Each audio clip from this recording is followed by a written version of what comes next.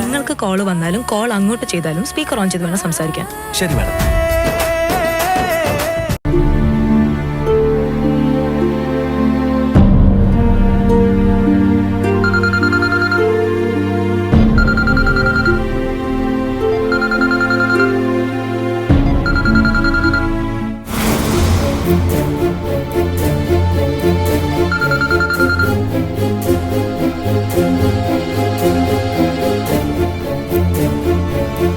എത്ര നേരം ഞാൻ വിളിക്കുന്നു, ഫോൺ എടുക്കാൻ പോലും പറ്റില്ലേ? അതോ ഇനി എന്റെ കോൾ എടുക്കേണ്ടെന്ന് ആരെങ്കിലും പറഞ്ഞോ? അമ്മി, നീ എന്തൊന്നും മിണ്ടാത്തെ? അമ്മി, നീ എത്ര നേരം എന്നോട് സംസാരിക്കാതെ ഫോൺ പിടിച്ച് അവിടെ നിൽക്കും?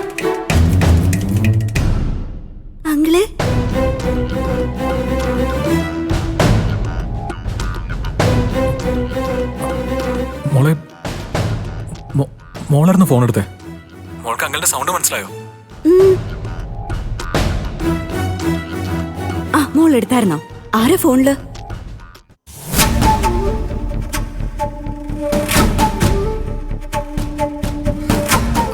ഹലോ ഹലോ ഹലോ, ഞാനാ.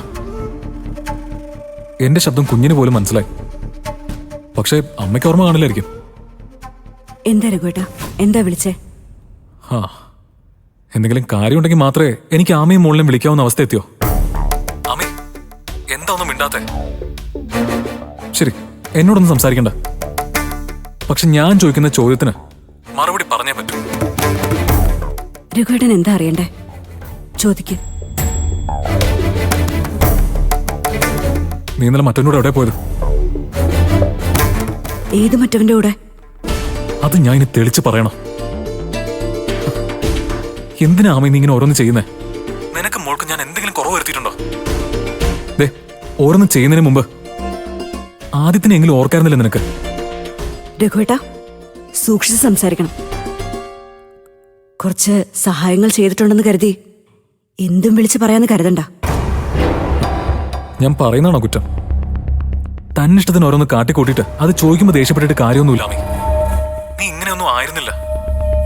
നിന്റെ മനസ്സിൽ ഇത്രയും മാറ്റങ്ങൾ ഉണ്ടാക്കാൻ മാത്രം ആ ബെഞ്ചമിൻ എന്താ ചെയ്തേ? അത് പറ. ആരെങ്ങനെ കണ്ണടച്ച് വിശ്വസിക്കരുത് ആമി. എന്താ മറുപടി പറയാത്തെ? നിന്നോട് ആമി ചോദിച്ചേ. നീ അവന്റെ കൂടെ എവിടെ കറങ്ങാനാ പോയെ? അത് രഘുവേട്ടൻ അറിയേണ്ട കാര്യമില്ല. ഹലോ ഹലോ,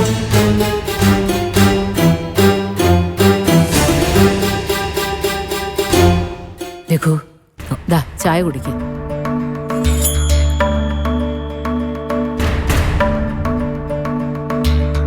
മോനെ, ഞാനൊരു കാര്യം പറയുന്നതുകൊണ്ട് നിനക്കെന്നോട് ദേഷ്യം തോന്നരുത്. നമുക്ക് സ്ഥാനമില്ലാത്ത സ്ഥലത്ത് നമ്മൾ അഭിപ്രായം പറയാനോ ഇടപെടാനോ ഒന്നും നിൽക്കരുത്. അങ്ങനെ ചെയ്താൽ അതിന്റെ നഷ്ടം നമുക്ക് തന്നെ ആവും. എന്തായി പറഞ്ഞു വരുന്നത്? നിന്നേക്കാൾ കൂടുതൽ ഈ ലോകം കണ്ടവളാ ഭാനുവമ്മ. നിനക്കൊരു ഭാര്യയും കുഞ്ഞുണ്ട്. അവരെ മറന്ന് മറ്റാരെ തേടിപ്പോയാലും അതൊന്നും നിലനിൽക്കില്ല. ഭാനുമ എന്തൊക്കെ തെറ്റിദ്ധരിച്ചിരിക്കാം. ഞാൻ കരുതിയതെല്ലാം തെറ്റാവണമെന്ന് തന്നെയാ എന്റെ പ്രാർത്ഥന. നിനക്കൊരു പെൺകുഞ്ഞുണ്ട്. ആ ഒരു ഓർമ്മ നിന്റെ പ്രവൃത്തിയിലും ഉണ്ടാവണം. ഭാര്യ ഭർത്താക്കന്മാർക്കിടയിൽ പിണക്കങ്ങളും വഴക്കും ഒക്കെ ഉണ്ടാവും. അത് പറഞ്ഞു തീർക്കണം. അവിടെ മറ്റൊരാൾക്ക് സ്ഥാനം കൊടുക്കരുത്. അങ്ങനെ ചെയ്താൽ അത് വലിയ അപകടങ്ങൾ ഉണ്ടാക്കും. ഭാനുവ പറയുന്നൊക്കെ എനിക്ക് മനസ്സിലാവുന്നുണ്ട്. അങ്ങനെ ഒരു തെറ്റും എന്റെ ഭാഗത്തുനിന്ന് ഉണ്ടായിട്ടില്ല ഭാനുവമ്മേ. ആ, അത് മതി. നീ ചായ കുടിക്ക.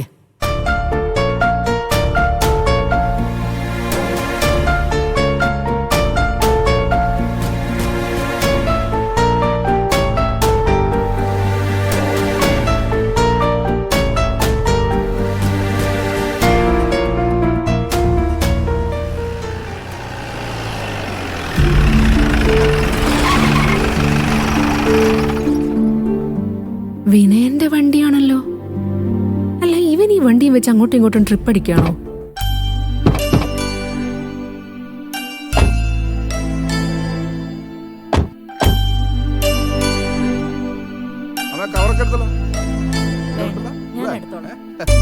ഡി, നമുക്കൊന്ന് നോക്കിയിട്ട് വരാം.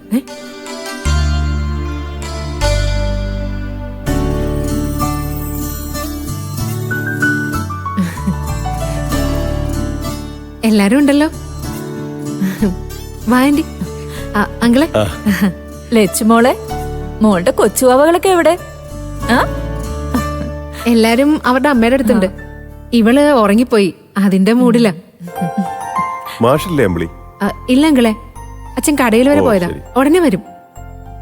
ലച്ചുമോളെ വാ, നമുക്ക് മോന്റെ മുറിയിലേക്ക് പോവാം. അവിടെ വെച്ച് അങ്കിള് മോക്ക് ചോക്ലേറ്റ് തരാം. വാ. ഇവളിപ്പോ വരില്ല വിനയ, അവളുടെ മൂഡൊന്ന് ശരിയാവണം. എന്തായാലും നിങ്ങൾ അങ്ങോട്ടേക്ക് ചെല്ല്. ചീരു നിങ്ങൾ വന്നത് അറിഞ്ഞു കാണില്ല. അല്ല, ഞാൻ അവളെ ഇങ്ങോട്ട് വിളിക്കണോ?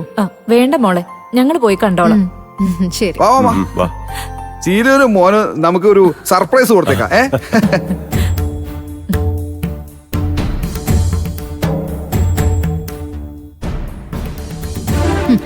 നീ ഇങ്ങനെ നിരന്തരം വന്നോണ്ടിരുന്ന സർപ്രൈസ് അല്ല, ശല്യായിട്ട് അവൾക്ക് തോന്നും.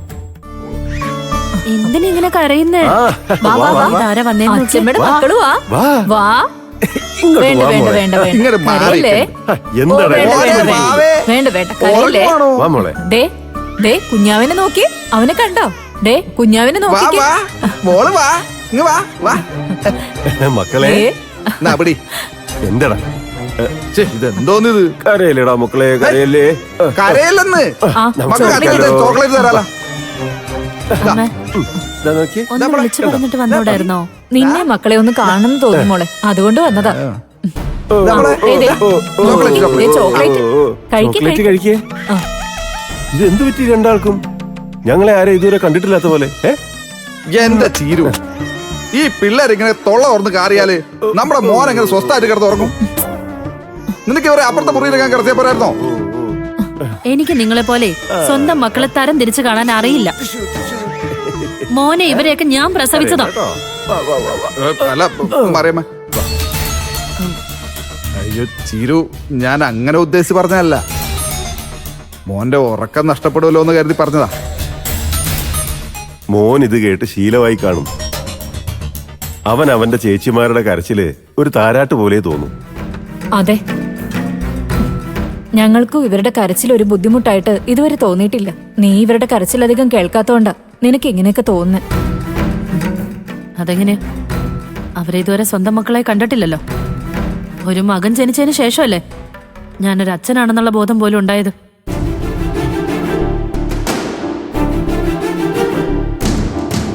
അത് നീ പറഞ്ഞത് ശരിയാ ചീരു. എന്റെ മകൻ ജനിച്ചതിന് ശേഷമാ എന്റെ കണ്ണു തുറന്നത്. പക്ഷെ ഈ കണ്ണുകൊണ്ട് ഞാൻ എൻ്റെ 3 മക്കളെ ഒരുപോലെ കാണുന്നുണ്ടെന്ന് നീ വിശ്വസിക്കണം.